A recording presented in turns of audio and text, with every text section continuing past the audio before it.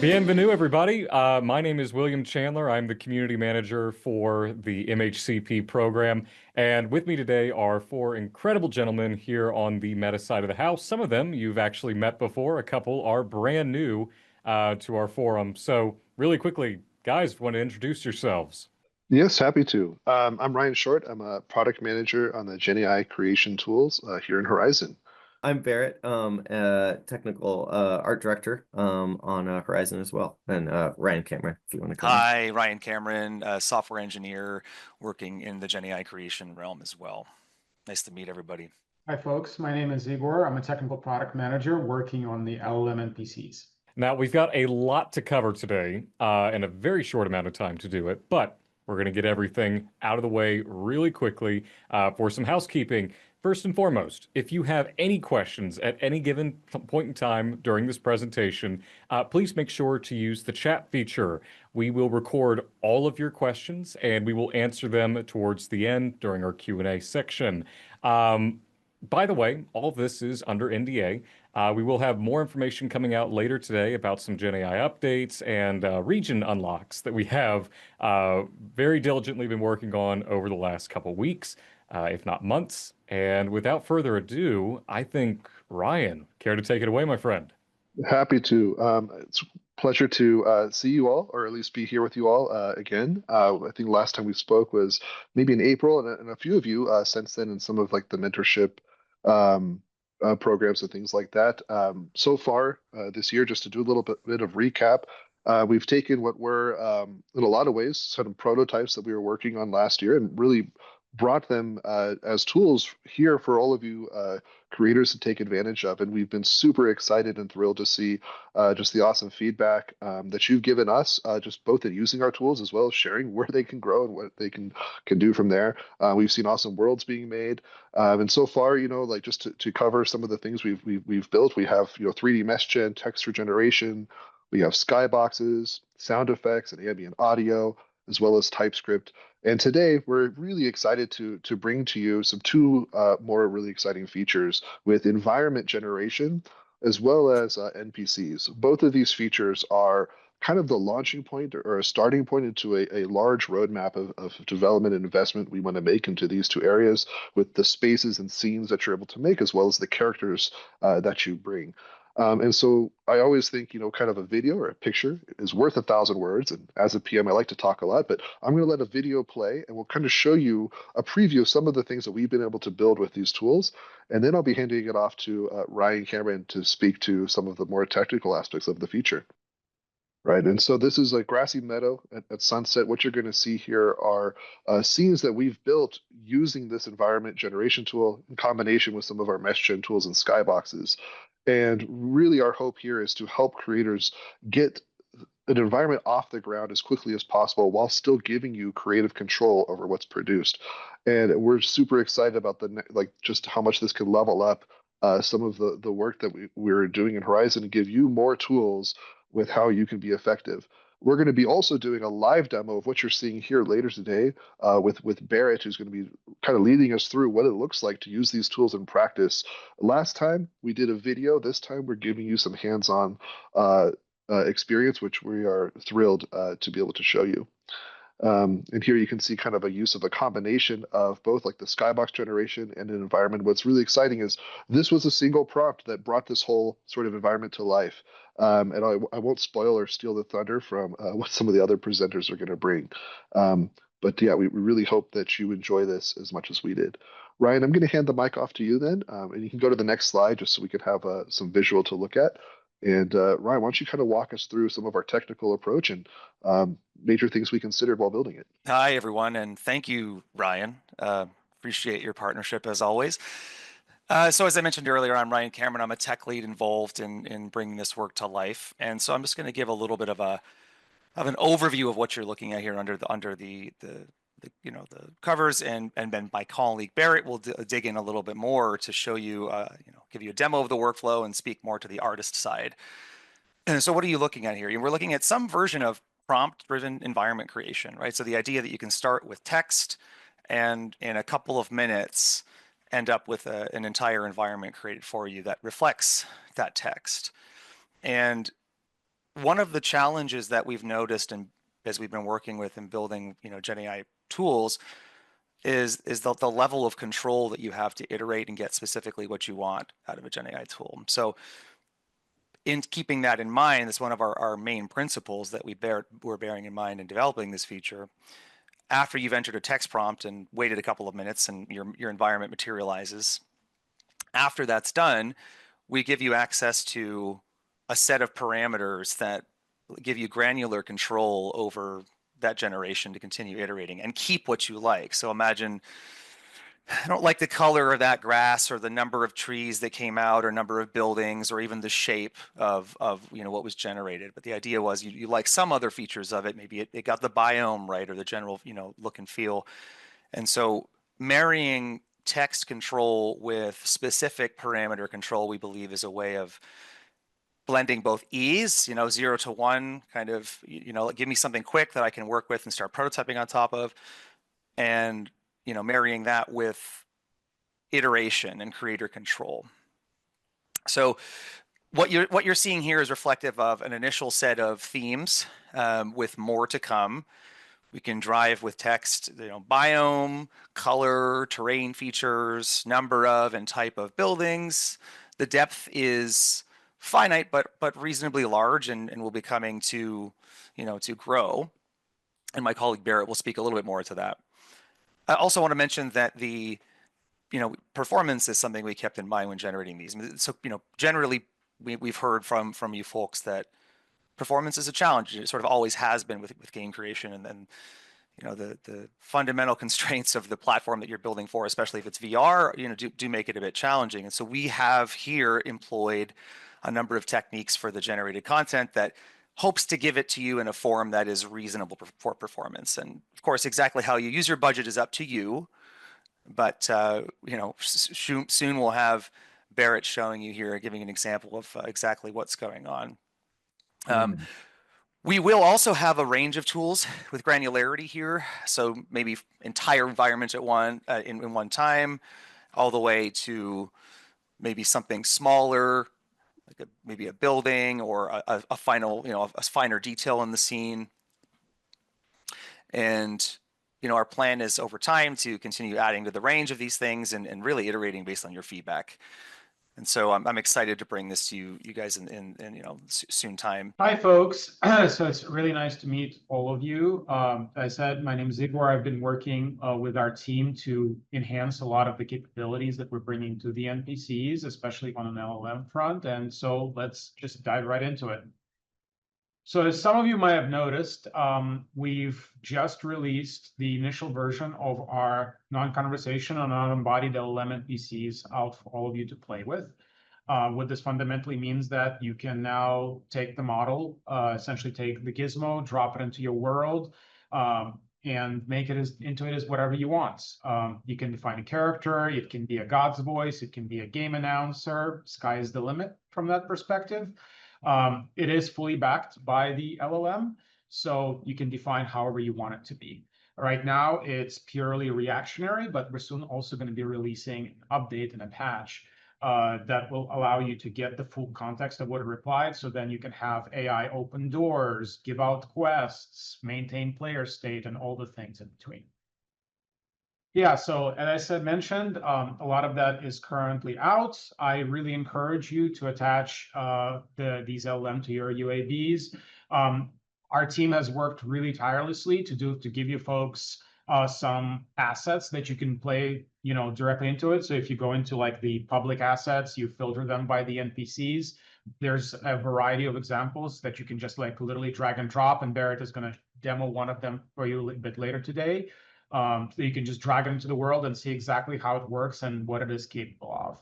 And in the future, later on this year, this summer, we are going to give you also capability to do full conversational, where you can actually have full-on conversation with the AI and NPCs going from that perspective. And now you would be able to build your own Barber Bay or your own Prophet or Perish experiences with effectively exactly the same tech stack that we used internally to build out those experiences. All right, I think we're going to hop into the QA section next. Barrett, do you want to pop up the live demos and you can kind of maybe talk us through an initial what you're going to show us, and then we can also start answering some questions. Yeah, so I have like a new world here. I'm going to start by dropping in our new environment generator. So it's a gizmo here. And then I can take a prompt here. I guess first thing, actually, I will select the generator. So right now we have this cozy environment generator, which is our main one. It mostly does islands, but sometimes it's good for other things as well. And you'll see that. So I'm going to say a volcanic island with jagged black rocks, crimson grass, and a lone structure clinging to the inner rim. And it'll take probably about a minute to generate or so. While Barrett is while we're waiting for this to generate, I think we can kind of jump in and start addressing a couple of the questions I see coming in live. Yeah. One of them was around an ETA for opening up the AI tools for the rest of MHCP. Love the question. Hopefully, you've seen us try to be faithful to this, even since the last time we spoke, as we've opened up tools to Australia and New Zealand. And actually, later today, we plan to be adding on a number of APAC countries as well, and are working towards opening up to all of EU within the next couple of weeks. So we don't have exact dates on all of that. As you can imagine, a lot that has to do with sort of like policy and other countries' policy as well, not just our own. But we're actively working to make the tools available to everyone. That's our vision. That's our goal. And so, at least from a where is our perspective and our standpoint, like by all means, we're pushing for that. And hope to bring those to you soon. Another question I have kind of tagged here is that came in. We're just kind of going in order as well, like so there's no like priority here. But are you going to be able to add images to our prompts? We'd love actually to hear some more about the use case about why you want images. But I'll make some assumptions just for the sake of the question. There's kind of two areas that we've been thinking through multimodal input. One is around the capturing like the style of what you want your outputs to be like. It's pretty difficult to always do that and repeat the same sort of like prompt context every single time. And so if you're able to help provide like, hey, I made this reference art, or I have this reference image I really like, I'd love for generations afterwards to be consistent with that style. Well, that's really cool, and we would love to bring you that feature, and that's one that we're actively working on. And then the next example of that would be like creation from reference, which would be like I have this asset or this image, and I want to generate a 3D model of an image that's like what I'm providing. And then to couple that also with prompt. So you'd be like, I like this image, but add this to it or change this part of it. And that's another thing that's on the roadmap. We don't have a firm date for that yet, but that's an area that we're investing in as well. Yeah. Okay. And the generations usually take about 2 to 3 minutes, kind of depending on the size.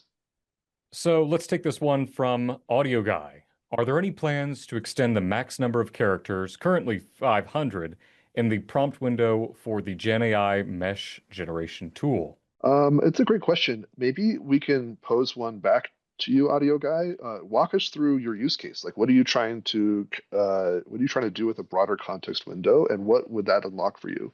So let's circle back to that when you provide us maybe with some more clarity for your question. Is it just one environment generation gizmo per world that can be active at a time? Yeah, I mean, that's actually a good point. And I was hoping that Barrett might be able even to demonstrate some of this. No, you can have many of them. And in fact, that's part of the desired usage, I would say, in some way, is the idea that you can kind of sort of kit bash these things together, right? You can even kick off many generations in parallel to explore and find what you're looking for a bit faster. I think it looks like this generation might be getting close to coming in. Yeah, the idea is to be able do something small if you wanted, and like jam a bunch of pieces of content together and build something out of it, or you can do something large and see what you get with that. So one of the things that I've been doing, like I've been building this like kind of cool graveyard world, and I've found that I wanted the fences to act a certain way, like to be level with the ground. And so I made a flat terrain using the tool, and then added an additional generator on top of that and sort of kind of kit bash them together to get like the exact feel that I want, and what's cool about what's generating is that you'll see it broken up into like the object hierarchy. So you have flexibility around the objects that are coming in and what you do with them, right? So these are not just one solid mesh. They're broken up into sort of individual assets that you can mess around with. Yeah. So I would definitely encourage that. I think if we'll try another world here, and if not, then we'll probably pop you into an environment that we've already made, just so we can kind of show you what that looks like. So Bear, give it one more go, and then just travel to like a world that. Okay, will do. I'm traveling to another world now, but I could try the environment gizmo in that world as well. Is a collider set to all entities generated in the environment tool? I can take this one. Yeah. It's by default right now. What you're seeing, what we're doing is using the visual mesh, right? The visual mesh is reasonably optimized, but it's probably not as optimized as you could get in terms of colliders for various cases. However, it's something that's been on our mind to eventually work on. Can't make any promises there, but it's definitely something you can export. The nice thing about some of this stuff is you can export these meshes pretty easily. We've improved the FBX round tripping of the tool in the development of this work, so you can actually sort of speeding up the export of FBX data by a factor of more than 100. So you can get the meshes out, bring them back in, and kind of make colliders out of them. You could do a bunch of things with flexible workflows driven by you. But we'll also be leaning into this more in the future. So, from my personal favorite alien lover creator, Gortiva, have you trained it to be efficient in designing alien environments, or is it limited to be normalized environments? So, did we train it on normalized environments, or did we train the AI on alien environments as well? It's a great question. So where we've started with is first just sort of like natural environments to cover like a pretty decent range of worlds that you can create. But we're actively going to be investing in like an ongoing delivery of more and more environment types. So like when you use the tool, like you might see like cozy environment, you might see like terrain that's just more akin to kind of natural worlds. As you can imagine, once you enter sci-fi, it kind of goes all over the place, right? And like my interpretation of sci-fi might be different than yours, and so to cover enough range there is one of those things that we wanted to kind of sequence versus like going too broad and too shallow, right? And so that's kind of like the struggle that we go through when we're like building the roadmap is, well, what's going to have the most impact for you all as creators, right? And we want to make sure that what we're delivering is the most useful. So give us feedback, right? Like as you use the tools, as you play around with the environment, be like, hey, you know what? I really wish it was better at volcanoes or whatever that use case might be. And we're happy to listen to that feedback. That would be awesome. Generally speaking, the best place to give that feedback is in the GenAI channel, in Discord, or during your creator letters that Matthias and Pigeon put together every month, where we take some time to read, dissect, and take your feedback to the product teams, and the product teams give their input and feedback in response. Just make sure to always have a use case or a business case for the tool or the change or the whatever that you want so that we can better understand it and see how feasible it is within the roadmap.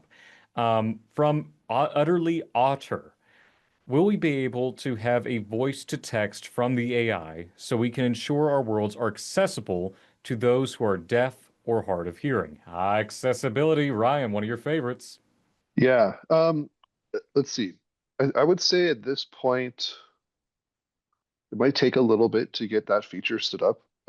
We're definitely been talking about bringing more accessibility into the tools. I'll also share this answer with Igor because this kind of touches both on NPC as well as like creation tools as well. And so in terms of like voice to text to control the tools, we've done some prototyping with this, but that's not yet on the roadmap. And then maybe Igor, if you want to talk about this from the NPC side, that would be great as well. Yeah, from the NPC side of things, when the response is made by any NPC, you should already have something on the screen that appears that gives you that back text response. We're also going to be making an update to the API, so that way you can actually get the text that was responded with programmatically as well. So if you don't like it, you can also implement your own version of how that text being displayed positionally or otherwise. Will there be any upcoming features that allow for terrain building or sculpting within the platform, similar to what's available in Unity? I think I can speak a little bit to that. Yeah, I mean, I think that's a great question, and I think like if you just play with sort of where the tools are today, you'll start to get the feeling that you have terrain sculpting in an early version. And I think where we're planning on taking these tools will be to give even more granular control over time, so it'll feel more like a tool like that. Right now, this is being a little bit of an earlier version of the tool. It's focused a little bit more on getting something off of the ground rather than the most minute of manipulation details. But your point is well taken, and I think that's how we will end up helping you guys maximize the value that you can get out of such a tool. So yeah, it's a great question. Audio Guy has asked again about, I've played with NPC AI a bit. There isn't a quote unquote conversation mode switch in the inspector window as described in the documentation. When might that be available? Yeah, I think I've answered that question in chat. I think our documentation let in a bit more than it was intended to. So that kind of slid through the cracks. So in the update later this summer, when we're going to be releasing conversational NPCs as well, like that's when it's going to come in and it's going to be there. We're just got into the summer, so like later this summer, you should be able to play with it. Oh, here we go. And looks like we've got the demo running again. Yeah, so Yay, sorry go about Barrett. that. Yeah. Yeah, so you can see it like generated this like world. I'll try a different prompt now, but we'll go back to using the try for this volcanic prompt again. So you can reprompt it here. I mean, you might want to take the opportunity, Barrett, to sort of like maybe iterate on this one as a demonstration. It's up to you. Yeah. It looks like I you was got gonna, a super small island here, which is this was great. just a What's super whatever small it is. one, so this one's like a little bit yeah. But yeah, it came in. It might just be a little bit slow today or something. But yeah, so we'll try regenerating this one, and then in the meantime too, I'll show the NPC stuff too as well, because that's pretty cool. And so Love if you that. go down here to the public asset library and do NPCs, we've got these new LLM driven NPCs. I think the crystal ball is like one of my favorite. The computer friend is pretty fun too. Crystal ball like fits in this world a little bit better though as well. And so we can replace this. And then the neat thing is, well, I'll just go in and preview from here. And we go up to it, interact with it. The threads of fate are tangled around you. I see a crossroads approaching, but the path you choose will be shrouded in mist. Yeah, so and then there's like quite a few of these. So if you want to edit it, you can go into the scripts here, and you can see this is where the prompt is being set for what this is. So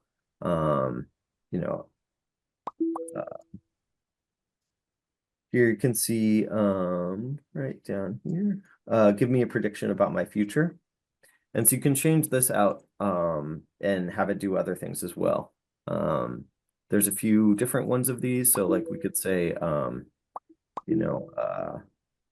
let's see, tell me who the guest fish in the pond is. Yeah.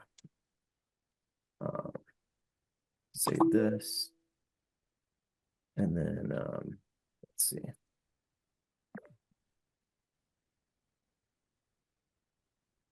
I love your Visions of your fantastical, by the destiny way. are unfolding. Oh, see a oops, I great don't think I compiled. Let's see, here we go. Oops.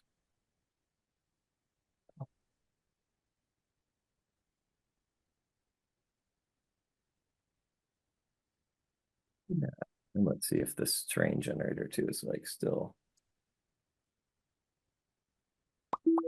Yeah, I could also show the all the parameters too as well that you can modify. So if you look in here, you can see a bunch of the parameters that are driving the generation of this island.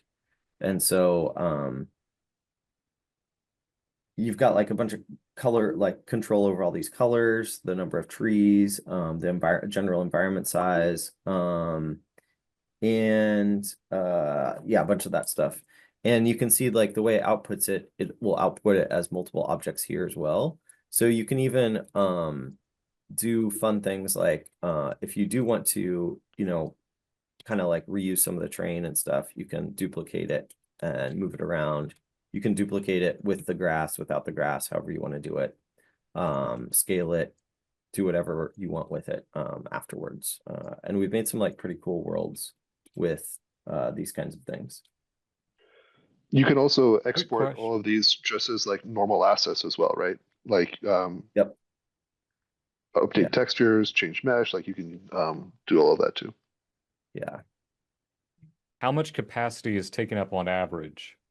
It depends on the island you're like size that you're generating. Generally, if you stick like this one's like tiny, but like I think if you stick to I don't know, like 200 meters by 200 meters, like it'll take up I'm not totally sure, but like maybe about like half your world capacity. It starts depending on how many like trees you're asking for, building complexity, things like that.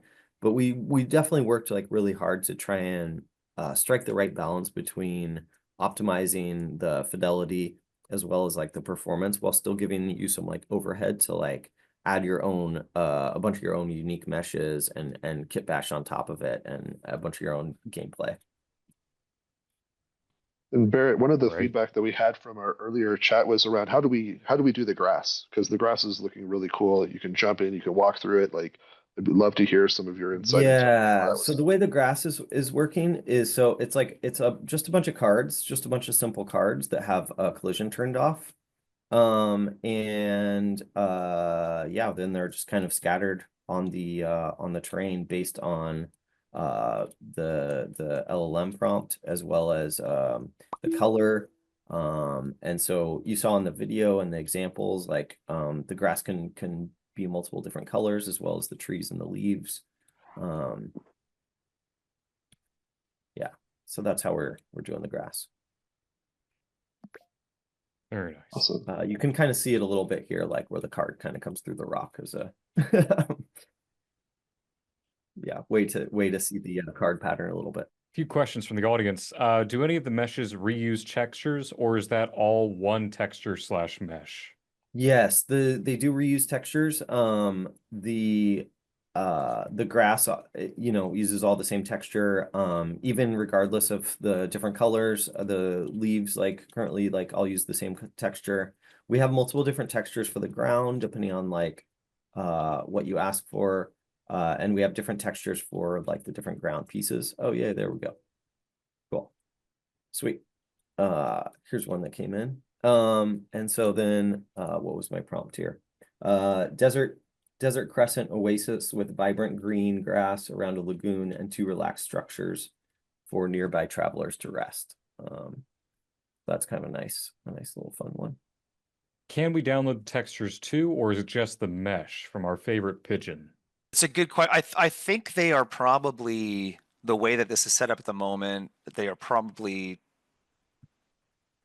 not freely accessible to everyone to just download and take, but the system does accept override material IDs, right? So you could, for example, so there's a whole bunch of textures that are feeding this system, and you can override those, right? So if you want you know, there's this beach looking sand that you see here, right? You can specify, you can make a material, probably a tiling material, and you know, import it using the normal process, grab the ID and boom, paste it in there and generate from the parameter set, and kind of drive your own unique flavor.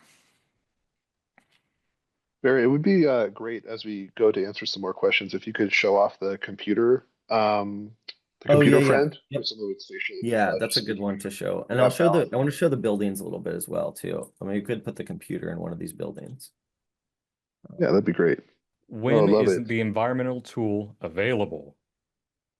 Yeah, so we're hoping to bring this live to you in about a week or two. Like it's pretty close. I'd say a couple of weeks. So within July is when we plan to open it up. You know, as you can see, working through some sort of like last bugs. Like it's working, and we're able to build a lot of cool stuff. So now we're in this sort of like polish, like dog fooding, what we call testing out the product phase. And that lasts usually around a Welcome to couple the of weeks. digital world. Player. I'm Computer Friend. Your virtual companion. I exist only on this computer, and I'm here to help you navigate our virtual realm. Would you like to look around and see what wonders our digital world has in store for you? Delighted to introduce myself Nice. again. Player. I'm Computer Friend, a digital being. Yeah, there's a created bunch to of cool ones assist and too, like accompany. there's this like checkpoint announcer ones that like detects like what checkpoint you're at. This one's pretty cool. Yeah, a bunch of pretty cool ones here. Let me move this over a little bit and then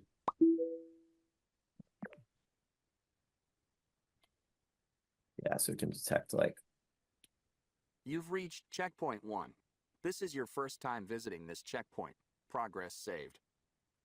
You've reached checkpoint 1 again. Checkpoint 2 reached.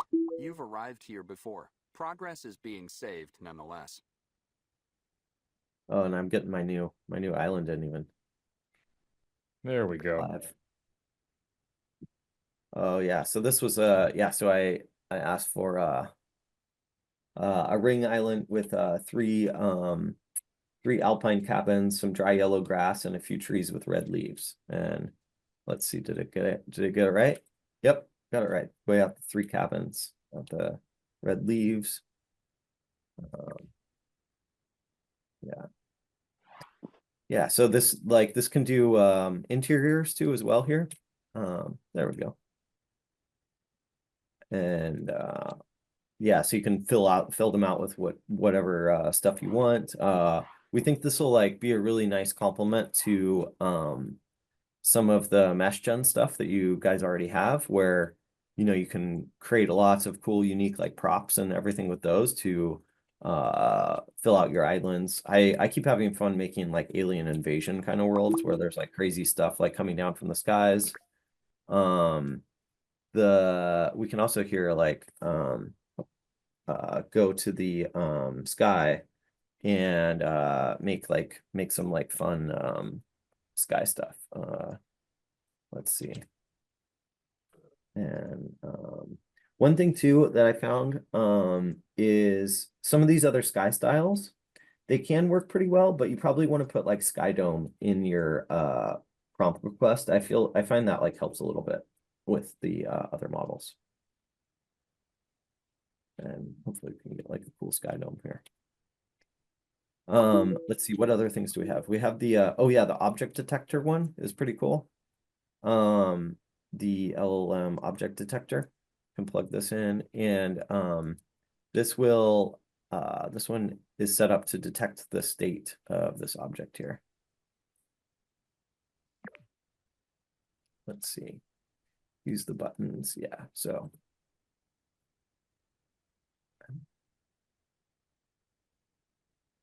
Observing. The sphere is currently the color green. Beep boop.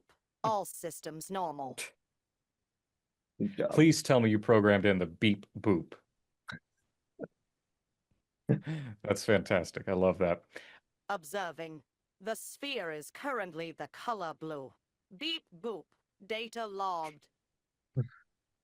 I believe that I think is the beep boop part of the prompt. It might be like part of the prompt probably. Let's see yeah, you can see all the scripts here, like color change button. Yeah. Oh, object detector. Yeah, here we go. And Barrett, while you're showing this, I wanted to talk a little bit too about some of the direction we're taking, because I'm seeing a lot of questions that have similar theme about like kind of like what's next? Like this is super cool. Where are we going? So there's some questions on themes of like what we can generate. And so right now, again, we're targeting sort of like natural environments that are smaller in scale. We want to be going into sort of like urban and suburban settings as well next to help you lay out like sort of like small city blocks or like a neighborhood. A lot of games like could really benefit from that setting. In addition to sort of like more fantastical or sci-fi. And this is a cool example of like what it looks like once the sky is brought in. And then also in the way that the tools integrate with your workflow, we want to move this as well. Like right now, this does a decent job with sort of like initial generation. You can kit bash and do things after the fact. But you're going to sometimes find yourself limited in the amount of level design that you could influence, and that's an area that we want to invest in further with things like prompt volumes and informing the layout, where you can say, hey, let me map out my world first, the layout that I'd like, and then apply the generations with tags to those specific areas. And so we're still playing around with that, but we want to. This is just again the first sort of stepping stone into the tools. And maybe Igor, I'd love to maybe queue you up as well, just to talk about with the NPCs how this is also like an initial stage and sort of where we're going with this as well. Would be great to hear from you too. Yeah, I mean, this is obviously the very, very first step for us as well. As you guys can see, like the capabilities, although interesting, they're somewhat limited. We're going to be growing it out, obviously, with expanding it to embodiment and what the NPCs can do. And I saw like there's a question like, hey, when I be able to combine it with the animation and pathfinding? And the answer is yes, absolutely. As I said, coming later this summer. But in general, we want to make sure that everything you can do with the generative tools that Ryan is showing you right now, you can do the same thing with the NPCs, right? So you can type in as like, hey, I need 5 pirates for my treasure island world, right? And they all need to talk differently and they all need to behave differently.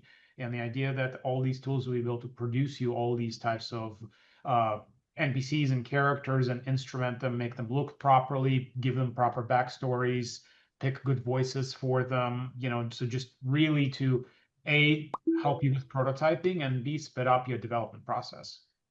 Lewis Lacey, can we prompt a city? I spoke to that a little bit, but no, not yet. That's on the roadmap to expand into sort of more of those genres.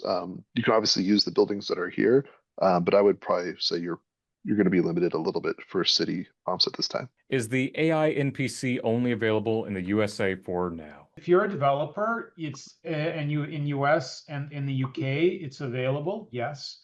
For the consumers, right, it is currently only available in the US territories. We're obviously working with the team to expand it out to bigger territories, and the team would love to go as wide as possible, but you guys can blame the lawyers on this one, not us. Okay, let's see. From Andrew Heyman, do these AI environments use LOD? Do not currently. Yeah, but that's definitely something we're thinking about doing, especially as we try and generate like larger ones. We are definitely seeing, by the way, interest in access to the demo worlds. Will they have access to them at any point? Are we open to giving them access to some of the demo worlds in the future? Yeah, I don't think that would be a problem. I don't think they'll be necessarily available just right at launch, but I don't think that there'd be an issue with us giving those as like additional world templates for you guys to see and play around with. Yeah. Trying to think if there's like an easy way to do that too, just with kind of sharing the prompts that we use to build the worlds for you to try out. What we'd love to see too is just like once you guys get access to this, just share what you're able to do with it. We'd love to be inspired by your creations. Like, I have no doubt that you're going to take this beyond where we've taken it, as you always do, and really excited to see what you can do. But yeah, happy with our documentation, with templates or examples, like give you guys access to everything. Yeah, I wanted From to our talk friend about, Josh. if you guys saw like, so I had this original prompt here, ring with 3 alpine crabben, some dried yellow grass, blah, blah, blah. After it generated, then I opened up the parameters and you can go through and change them. So I like changed it back to like 1 building. I changed the island size. You've got the size here that you can like set. I increased the the tree coverage as well as the leaf coverage because they were looking a little sparse. And so it's like it's kind of a neat way to you can kind of get your initial idea out via the prompt. And then after you get the initial prompt idea, you can go in and further tweak it with the parameters to really try and get what you want. And you can kind of see like what it all set because it's kind of an overwhelming number to try and manipulate by hand when you're just trying to come up with like some initial ideas. But it's a really fun like way of working. Yeah, like I could change this to round, for example, like next.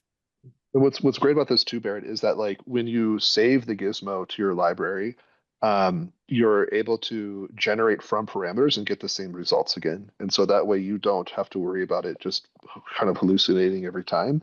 Obviously, if you change the prompt and go from the prompt, it'll adjust the parameters and you'll get a new result. But we really wanted to give you guys an option to like reuse and share like those learnings with the community as well. And generating from parameters is a great tool to do that. So quickly from Josh Cap, can you switch to wireframes so we can see the mesh? Yes. We Sorry, did this briefly last did that, time but and I creators didn't loved call that. this out. Yeah, so this is the wireframe. I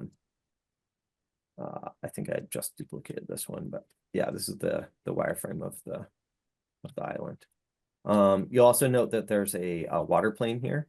The water plane you can turn on or off as well.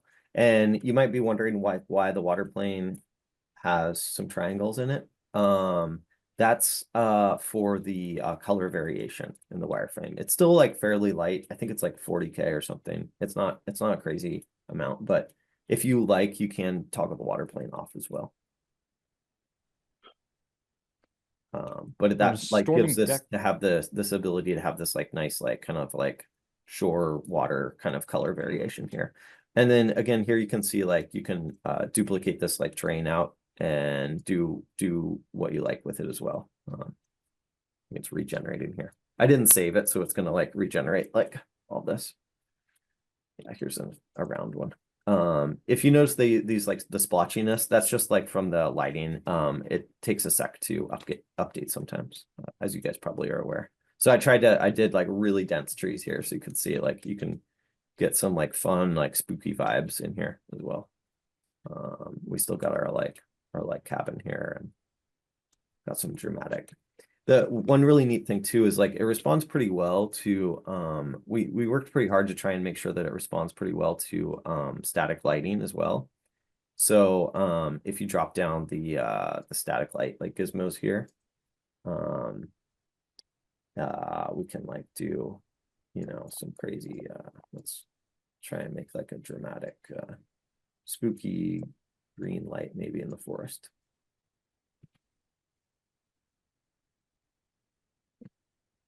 Get in there.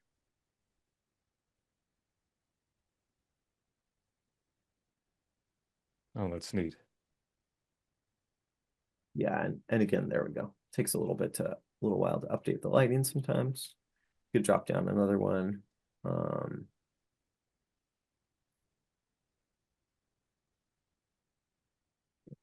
You can give it some like directionality too for your island. Let's see, like maybe the sun's coming from over there. So let's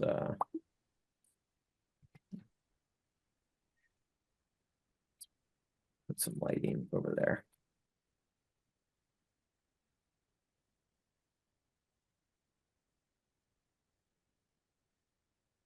Make it like a little bit like golden hour maybe.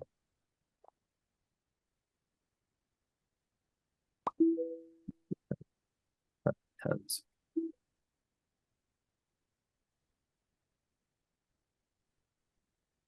And then you could like see how this will probably, yeah, there we go. Takes a little bit to update. Nice.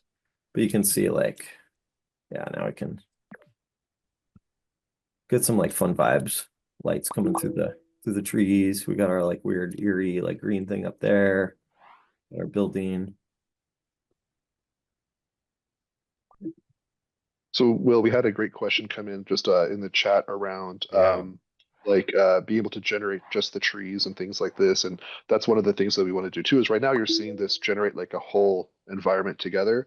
we also want to break these tools up individually, where if you want a scatter tool or a tree gen tool or like a tool to terraform, like adjust height maps of your terrain and things like that, like those are all things we're really excited to invest in. So it's not just a full island generator, but you're like, I actually have my world. I really just want to be able to generate a forest. Well, yes, absolutely. We want to bring those to you guys as well and give you exposed all of the tool set so that you really have like this really nice, robust toolkit for building amazing looking environments. And so we're excited to bring those to you guys as well. Obviously, that'll take some time to build. But what's cool here too is like whether you are a pro artist like Barrett and make this look as easy, as it can be, or know exactly what all these parameters do. There's also the LLM prompt that you can interact with as a way of learning and onboarding to what the parameters do as well. And you can kind of test out different prompts and see what parameters it adjusts. And then you'll learn then how to kind of fine tune as well. We've got a question from Pigeon number 12 that I know Igor is ready to take. Not sure if this has been asked already. What happens to the visibility of the world if we use conversational NPCs? Will the world still be visible to everyone or only the players who have access to this technology? That's a good question, and I think there's been a bundle of questions around it, like, hey, what happens with U13 illustrations and everything else like that. So the way what's going to happen right now is that if the world is going to be visible to everyone. But if you are under 13 today and you're going to try to join the world, or if you live in a geography where LLMs are not available, you're going to get a message that like, hey, you cannot access the world because it uses some restricted components. We do realize that this is not an ideal behavior, and this would prevent you folks from accessing or giving access to as big of an audience as you possibly can. So with a big patch, especially with the conversational NPCs, we're going to be giving everyone an ability to implement a fallback experience so that if you're implementing an LLM world and you want to make it accessible to people who do not have access to the LLM, you can put in all the logic you want so that they can have that experience as well. So that way, everyone is going to be able to join that world. If you enable this fallback experience, anyone will be able to join the world. If you don't, when people go to join that world, they'll be told that like, hey, you cannot access it because there's just an LLM implementation. Great. We've got time for about 2 more questions. Ryan C. Oh, hey, man. Yeah, what's up? Hi, I have a question. No, I'm kidding. I have an answer to a question that was brought up earlier that I thought was a really astute observation. Someone asked if we were using the VXM material, and okay, good eye. Yes, we are. But in addition to that, we sort of snuck a new material into the fold, which you are welcome to use as well, and we will add some documentation for this. But it is what's powering the grass and the trees, right? So you might wonder, how is it that we're getting color variation on the grass and trees, right? So the trees are using a masked material, right? So an alpha cutout. So use an alpha channel to paint where the leaves are not, right? And what Barrett has done to make this work is, and he can describe it in more detail, but he's got like a basically colorless flavor of that texture. And then inside of the geometry for those leaf cards, we're generating and writing a color to the vertex. And so we're multiplying the color of that vertex with the texture sample. And so we have a new material called masked, capital M, masked VXM, that is powering the grass and trees here. So good observation. From our friend Storming Decker, and this was something from our Pirate GenAI thing that we did, what was it, 2 months ago, Ryan? Or maybe it was just a month ago. But how would you rate the LLM's ability to generate enterable buildings if we wanted to? That's always been a challenge. Yeah, so the structures that we have from this environment tool, as Barrett showed, all have interiors that you can enter. The mesh gen won't do that yet, although you can ask for, potentially like modular pieces of a building. It's not the best at that yet, and that's an area that we're continuing to improve, so you get a much broader range of variety. But with this tool that we're showing today, you'll be able to fully enter those buildings. Yeah, that was super neat to see. Let's see, Ryan, actually, why don't you pick the last one? We've got a couple questions left. Why don't you hit it? Okay, yeah, let's see, let me dive in here. Um,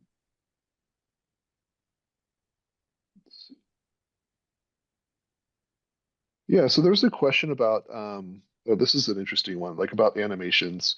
And so there's a couple of different like forms of this. And part of this is something that I'll take a part of, and then something that I think Igor, it would be great for you to speak to the conversational NPCs you mentioned around what support of animations they'll have in the future, and like whether or not the the personality, the dialogue, like what's happening with the NPC, will that affect the animations that are shown? So I'll let you handle that piece.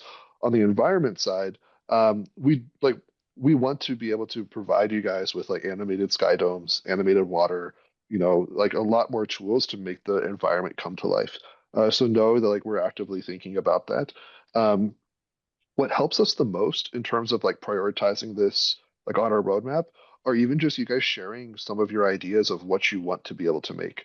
The more that we have content targets, the more that we can work backwards from those targets into the features that we need to build to help you unlock that. So in the feedback that you give, whether that's through some of the user research studies that we do or surveys, any chance you give to just, or even just like your community partners, to show them, hey, I'm trying to make this world. This is kind of the concept I have. This is what feature would really make that come to life. Let us know, and we'll be happy to try to incorporate that into a roadmap. And then Igor, would love for you to speak to some of like the future of NPCs. Yeah, so I know through a lot of UXR studies, and we've talked to a lot of you folks independently. I know animations today for the NPCs in general is just underwhelming. We very well hear that feedback. We understand that feedback. The team is actually right now road mapping a very fundamental change in the way we're going to approach animation. We're going to introduce a lot more tooling around animation. We'll give you ability to select a lot more animations that are available.